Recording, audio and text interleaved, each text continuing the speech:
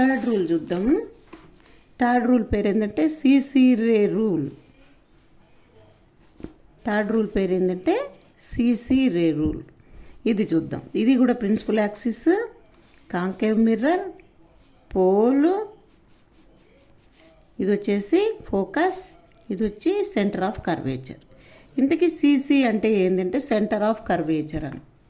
Centre of curvature గుండా గనక ఒక రే అద్దం మీద పడింది అనుకుందాం. ఇలా పడింది అనుకో, చూడండి ఇలాగా సెంటర్ ఆఫ్ కర్వేచర్ మీద పడింది. సెంటర్ ఆఫ్ కర్వేచర్ గుండా అద్దం మీద పడింది అనుకోండి. వెంటనే అదేమవుతుంది, వచ్చిన దారిలోనే అదే రకంగా వెనక్కి పాస్ ఆన్ అయిపోతుంది అనమాట. ఎలాంటి డీవియేషన్ లేకుండా అదే సెంటర్ ఆఫ్ కర్వేచర్ నుంచి పోతుంది. ఎందుకని అనేది చెప్తా చూడండి. ఇక్కడ మనము రిఫ్లెక్షన్ రూల్స్ నేర్చుకొని వచ్చాం కదా.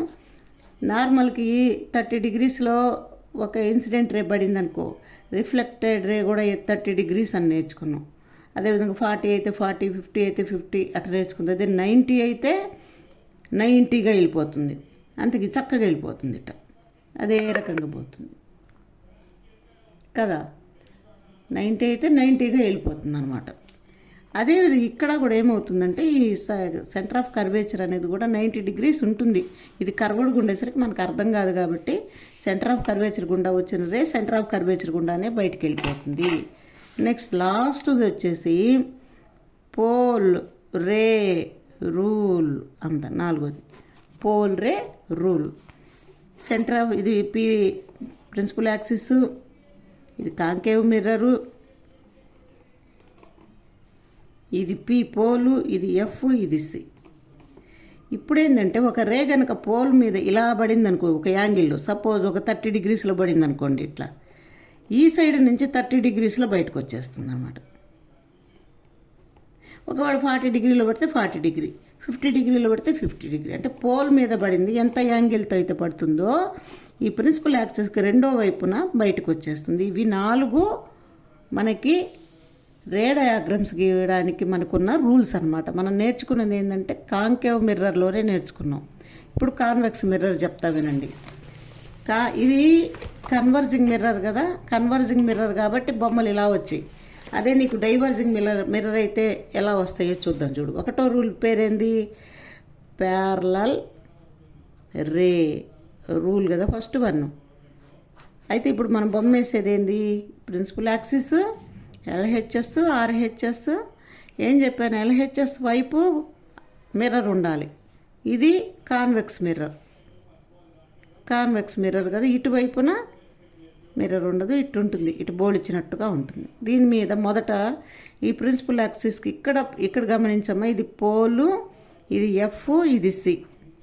దానికి దీనికి తేడా ఏంటంటే ఎఫ్సీలు 2 అద్దానికి ముందు ఉంటాయి, దీనికి అద్దానికి వెనక ఉంటాయి. ఇట్లా పడింది అనుకోండి, దీనికి ప్యారలల్గా పడింది అని అనుకుందాం. పడినప్పుడు ఫోకస్ కుండా బయటకు వస్తుందని అనుకున్నాం కదా. ఇది కనపడదు కాబట్టి ఇది ఏమవుతుందంటే ఇది ఇలా పైకి వచ్చేస్తుంది అనమాట. ఇలా డీవియేట్ ఇలా అయిపోతుంది, ఫోకస్ నుండి బయటకు వస్తున్నట్టుగా ఇట్టు వస్తుంది. ఇది కాన్వెక్స్లో మొదటి రూల్.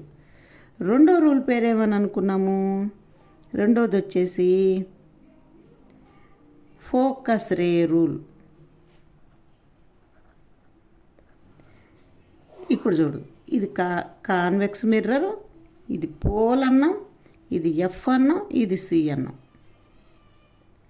ఇప్పుడు లైట్ రే ఎట్టబడుతున్నది, ఇదిగో దీని మీద ఇట్టబడింది. ఇది పడంది, నేను ఇట్లా చుక్కల్లో చూపిస్తున్నా. వెంటనే ఏమవుతుంది, దీనికి ప్యారలల్గా బయటకు వచ్చేస్తుంది, దీనికి ప్యారలల్గా బయటకు వస్తుంది. రెండోది. మూడో రూల్ ఏమని అనుకున్నాం, సిసి రే రూల్ కదా. ఇది కాన్వెక్స్ మిర్రరు, ఇది పోలు, ఇది ఎఫ్, ఇది సి. సి మీద పడ్డప్పుడు సి మీదగానే వచ్చేస్తుంది. చూడండి ఇలా పడింది కదా, ఇట్లాగే వెనక్కి వచ్చేస్తుంది. ఇది నాలుగో రూల్ ఏంది, పోల్ రే రూల్. ఇది ఎలా పడుతుందంటే పోల్ ఇక్కడ కదా, ఇది ఏం మార్పు ఉండదు దానిలాగా. ఎఫ్ ఇది, సి ఇది అనుకున్నాం కదా. ఇలా పడుతుంది, ఇలా వచ్చేస్తుంది. దానిలాగే ఒక 30 degrees అనుకో, ఎంత డిగ్రీలు అయితే ఇలా పడుతుంది. యారోలు అనేవి చాలా ఇంపార్టెంట్ అమ్మా. అంటే ఇన్సిడెంట్ రేకి ఏది ఇన్సిడెంట్ రే, ఏది రిఫ్లెక్టెడ్ రే అని చెప్పడానికి మనం యారోస్ బాగా ఉపయోగించుకోవాలి. అంటే ఇది చూడండి, ఇక్కడ ఇలా పడింది, ఇలా పడింది, ఇలా బయటకు వచ్చింది. యారో చెప్తుంది ఇట్లా పడింది, ఇట్లా బయటకు వచ్చింది. ఇలా పడింది, ఇగో ఇట్లా బయటకు వచ్చింది. యారో చెప్తుంది అని మనకి. సి మీద పడింది, సి ద్వారానే వచ్చిందని ఇలా చెప్తుంది. ఇవి ఇక్కడ మనకి యారోస్ ద్వారా మనం ఈ 4 రూల్స్ జాగ్రత్తగా పరిశీలించి నేర్చుకోవచ్చు. ఇవి కనుక మనం బాగా నేర్చుకుంటే, అంటే ఎలా నేర్చుకుంటాము మళ్ళీ చెప్తున్నా చూడండి. రెండిటికి ఒకటే రూల్స్, బొమ్మలే మారుతాయి. ప్యారలల్గా ప్రిన్సిపల్ యాక్సిస్కి ప్యారలల్గా పోయింది, ఫోకస్ గుండా బయటకు వస్తుంది. ఫోకస్ గుండా పోయింది, ప్రిన్సిపల్ యాక్సిస్కి ప్యారలల్గా బయటకు వస్తుంది.